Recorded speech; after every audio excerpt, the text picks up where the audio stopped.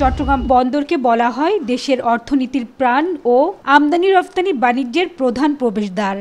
ঘূর্ণিঝড়ের মতো প্রাকৃতিক দুর্যোগে যখন বন্দরের পণ্য খালাস ও ডেলিভারি সহ সব কাজ বন্ধ থাকে তখন এর নেতিবাচক প্রভাব পড়ে অর্থনীতিতে। ঘূর্ণিঝড়ের প্রভাব কাটিয়ে ৩০ ঘণ্টা পর সোমবার দুপুর থেকে সীমিত পরিসরে বন্দরের শেড থেকে পণ্য ডেলিভারি শুরু হয়। তবে ঘূর্ণিঝড়ে সম্ভাব্য দুর্ঘটনা ও ক্ষতি এড়াতে জেটি ছাড়তে বাধ্য হওয়া ১৯টি জাহাজ এদিনও জেটিতে ভিড়তে পারেনি। ফলে পুরো দুদিন জাহাজ শূন্য ছিল জেটি। এ কারণে হয়নি কোনো পণ্য খালাস এবং রফতানি পণ্য শিপমেন্ট। যাদের ইম্পোর্ট কনসাইনমেন্ট ডেলিভারির প্ল্যান ছিল তারাও ২-৩ দিন পিছিয়ে যাবে।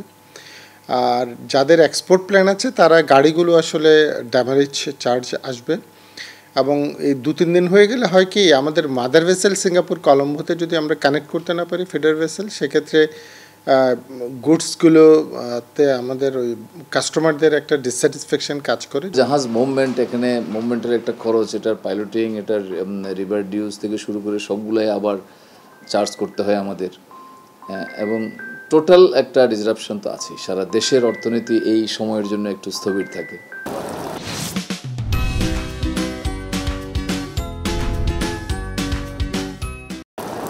এদিকে দুদিন পর মঙ্গলবার জেটিতে জাহাজ ভিড়ল বার্থিং, পোর্ট ডিউজ সহ শিপিং এজেন্টদের অধিকাংশ চার্জ পুনরায় দিতে হয়েছে।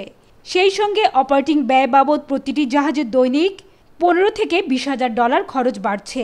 এছাড়া যথাসময়ে যাত্রা করতে না পারায় শিডিউল বিপর্যয়ে পড়েছে এসব জাহাজে খরচ বেড়ে যাচ্ছে, সেই সাথে আপনার কার্গোর কমিটমেন্টটাও সে রক্ষা করতে পারবে কতটুকু, সেটাও একটা ব্যাপার।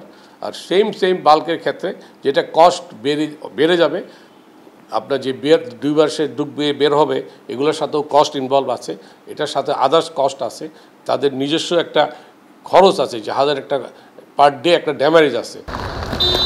ক্ষতির মুখে পড়েছেন আমদানিকারকরাও। সিএনএফ এজেন্টরা জানান প্রাকৃতিক দুর্যোগে কারো হাত না থাকলেও পণ্য ডেলিভারি ও খালাসে বিলম্বের জন্য চার্জ মওকুফ নেই। ফ্রি টাইমে বা নির্দিষ্ট সময়ে পণ্য ডেলিভারি না নিলে কন্টেনার প্রতি দৈনিক পোর্ট ও শিপিং ড্যামারেজ দিতে হয় সর্বোচ্চ $150। এজেন্টও ড্যামারেজ মাফ করে না, বন্দরও মাফ করে না, আমদানিকারক তো ক্ষতিগ্রস্ত। দুর্যোগকারীর স্যার আসলে ওরকম আছে, নাই যে তা না, বাট সেই প্রসেসে গেলে তো এর সাথে আরও $1,000 যোগ হবে, যার জন্য কেউ যেতে চায় না। সরকারি দপ্তরে রেভিনিউ মাপ পেতে হলে যে প্রসেসগুলি আছে সেই প্রসেসে যেতে হলে তো আরও 2-3 দিন ফেলায় রাখতে হবে। কন্টেনার জটের একটা সম্ভাবনা আছে, ডেলিভারি জট। তো সব মিলিয়ে আমরা 1-1.5 দিনের একটা ক্ষতির মধ্যে পড়ে গেছি, যেটা আর্থিক ক্ষতি আমরা এখনও হয়তো ক্যালকুলেট করিনি, কিন্তু এটা এক ধরনের বড় ধরনের আর্থিক ক্ষতি হবে।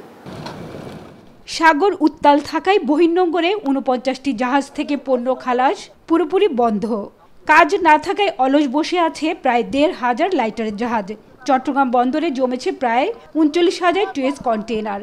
আবহাওয়া অনুকূল না হলে ঈদের আগে এই জট আরও বাড়বে আশঙ্কা বন্দর ব্যবহারকারীদের। হাজেরা শিউলে, এখন, চট্টগ্রাম।